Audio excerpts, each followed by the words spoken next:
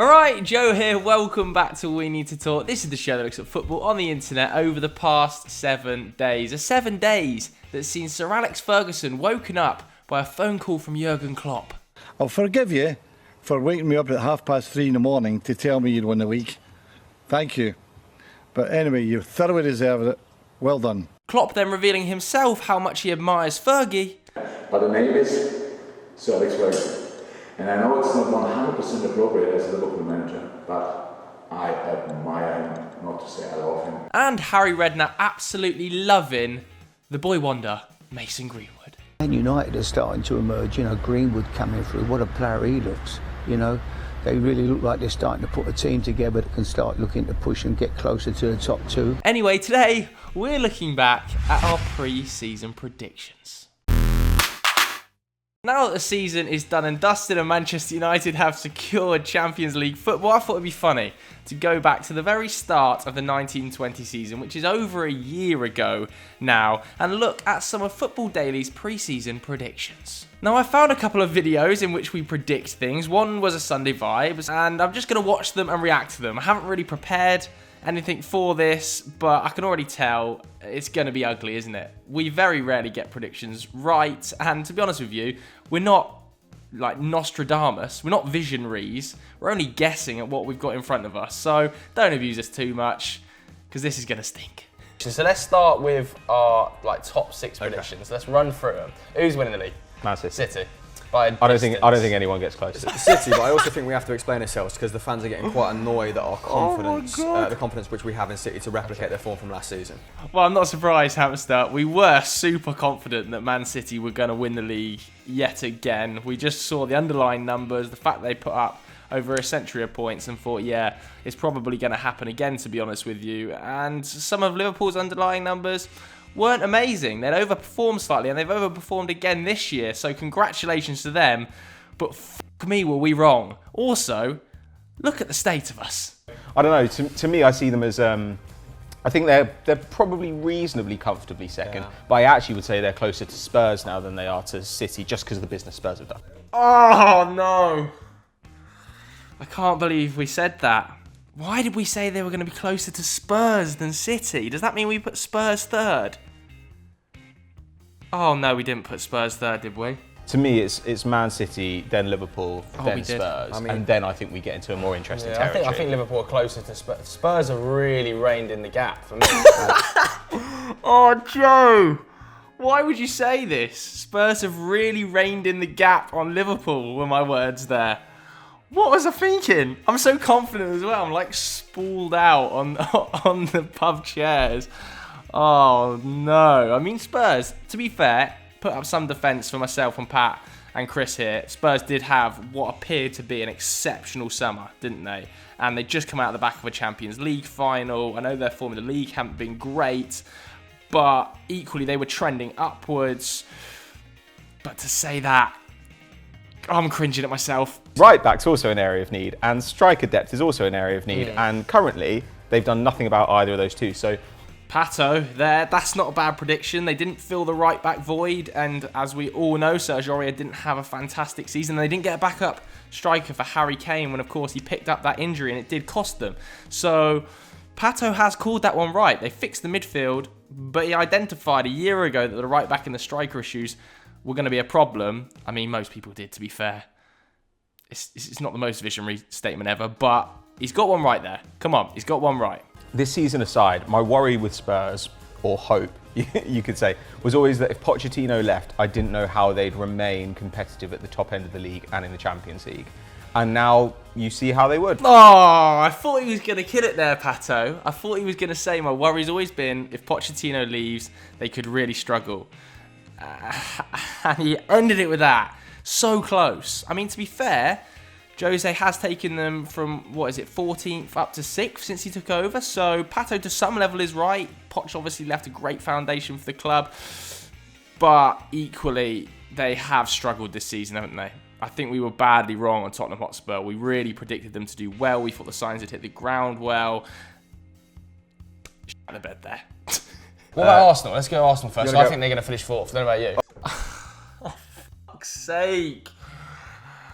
Did I really put Tottenham and Arsenal in my top 4? Okay, so we're going down. Man City, We're going down the for me, list. Liverpool, Spurs, Arsenal. Positional fourth. basis. If you had to bet, you probably would say Arsenal, I think. Oh, why are we saying this?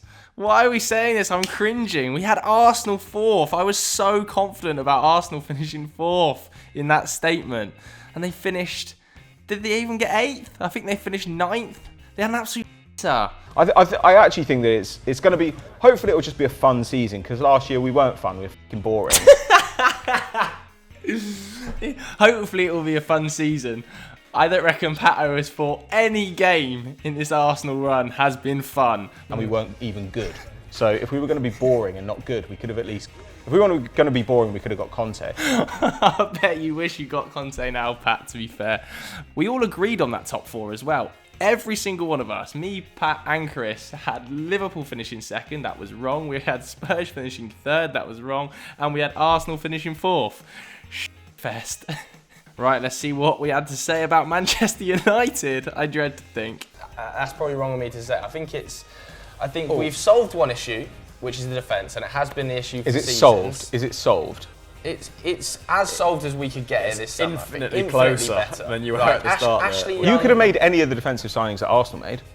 Yeah, potentially, but Ooh, I think we made better. bit of contention here, and I was obviously fairly happy with the defensive signings, and do you know what? I think I've been proved right. What have we conceded? The 3rd least goals in the league. Of course, we haven't been incredible defensively, but certainly pre-Christmas, Manchester United were pretty much held together thanks to Aaron Wan-Bissaka, Harry Maguire and Victor Lindelof. So I haven't nailed it, but I'd say I think I was right in saying that we've certainly sorted out the defence. Sort of. Like I don't think we are we? They're basically doing the same thing, right? I literally think Are they're your gonna have the same your season. youngsters good? Are your youngsters as good as Chelsea? I think we're going to have United and Chelsea are going to have almost identical Ooh, seasons. Okay. That's a decent shout. I think United and Chelsea are going to have identical seasons, I said there. What did they finish? 1 point apart. They both got to, United got to the Cup semi-final and lost to Chelsea, who obviously are in a Cup final, and United could still get to a Cup final in the Europa League. I would say United and Chelsea have had almost identical seasons. It's all well and good putting your faith in the youngsters, and I really am excited to see Mason Greenwood play this season, because I think he genuinely could be a superstar. I've not done too badly with Man United here. I've had a shit with the rest, but with Man United I've not been too bad here. I know that I didn't call us getting to the top 4, but here I am saying that I think Mason Greenwood could be a superstar this season, and he has turned into be something of a star for Manchester United, especially towards the back end. He was the most exciting talent coming out of the academy at the start of the season, though, to be fair. So again, not really a crystal ball, is it? I've just said the obvious there. All right, we're moving on to Chelsea now, and I'm worried about this one because obviously they'd had a transfer ban, although they still managed to get Kovacic and Pulisic through the door, so not too bad. But I'm convinced I remember us being very negative about Chelsea and Frank Lampard. Yeah, sick. Quite comfortably. What do you boys think? Yeah, I think them and United will be battling it out for 5th. Oh no, here we are saying Frankie Lamps is going to finish 6th with Chelsea. Hamill there saying quite comfortably as well. And to be fair, they've proved not only us wrong, and Frank Lampard's proved not only the wider press wrong, but I think a lot of Chelsea fans wrong. He's done a really good job this season, blooding the youngsters, taking them up to 4th in the league and getting to a cup final. I think it's been a successful season for Lampard, and we were clearly too negative on him, man. Clearly too negative. Sorry, Frank. Chelsea could hypothetically line it up with a front three of like Willian, Pedro and Tammy Abraham. Well, I think their front They'll three. start Pulisic for sure. I think it's going to be Pulisic, Giroud, And Pulisic barely Willian. played last Pulisic, season. Giroud, Willian. All right, whatever three that is, that does not spell like cracking back into the top 5. Oh, hamster. Oh, no. I mean, to be fair, I think we've probably all said it at some stage. Hamster there, quite confident that the Chelsea attack wasn't good enough to propel him up the league. When in fact, Tammy Abraham, I think, has scored 15 goals. Giroud has looked totally reborn under Frank Lampard in the back half of the season. Even Pulisic's broken through and shown some real talent.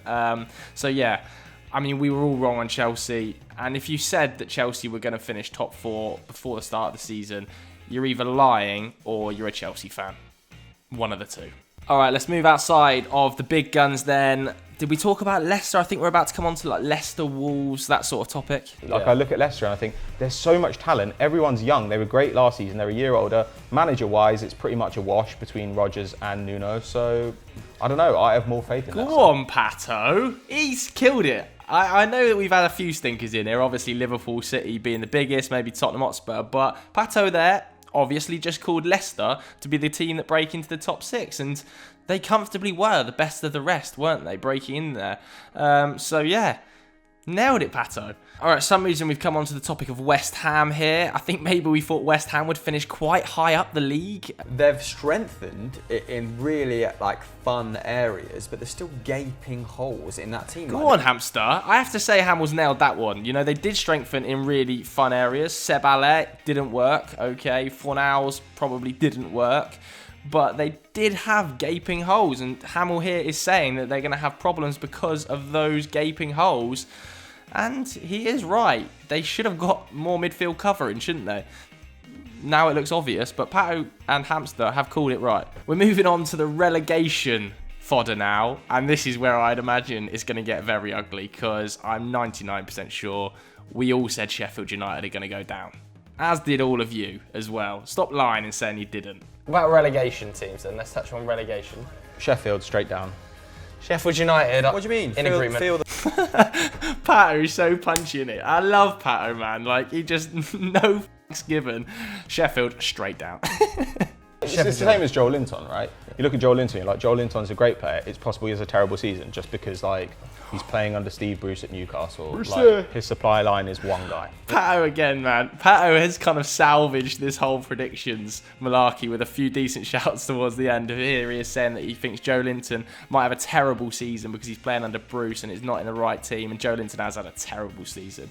Not entirely just because he's playing under Steve Bruce, but it's certainly one of the reasons, a lack of chance creation behind him. Oh, here we go. Here we go. The infamous Teemu Pukki quote that got me into so much shit with so many different people. Oh, no. Well, whatever. Teemu Pukki's not getting 10 goals in the league this season. And he scored, what, 104 last season for Norwich to get him up? I don't see a world in which Norwich stay in this division. I said it so confidently. Oh, what a dickhead. I mean, he scraped it. I think he got 11. But I was wrong. Hats off to Teemu Pukki. He got double figures in the Prem. Made me look a right knob. I think they've had an awful transfer window. I think Farke's a mediocre manager, and I think Teemu Pukki's not going to score any goals. Why did I have to end that with Pukki? I was on a roll with the predictions, and then I went Pukki. Yeah, obviously Norwich had a horrific season at now what looks like an awful window. Daniel Farke really struggled tactically, and yeah, I mean, Pukki scored goals, didn't he? Particularly at the start of the season, but I wasn't a mile off. I apologise to Teemu, but I wasn't a mile off. I look at Villa, and I think Villa have spent so much money this summer, and do you know what they've done? Not improved. He's so cutting, isn't he? He's so cutting. Spent so much money this summer, and do you know what they've done? Not improved. He's absolutely right. They spent £100 million, and they barely improved, did they? The best players were the players that were already at the club, to be honest with you. You know, the likes of Jack Grealish, although Douglas Luiz had a very, very good second half of the season. Tyrone Mings was okay at points, and that John McGinn injury really, really hampered him, didn't it? So overall, I think you can safely say our predictions were pretty poor, to be totally honest with you. I think the year before, we pretty much nailed the top 4, but this year we were just totally wrong. Based it way too much on the transfer window, didn't look enough at the squads that were already in, like Liverpool, didn't give them enough credit or enough respect. So, yeah, not our finest hour, but this is what predictions are for, isn't it? I mean, if anybody actually predicted these results, then you give me the lottery numbers, because it's bloody hard. We're not Nostradamus, it's just a bit of fun. But having said that, Tottenham third. Ouch.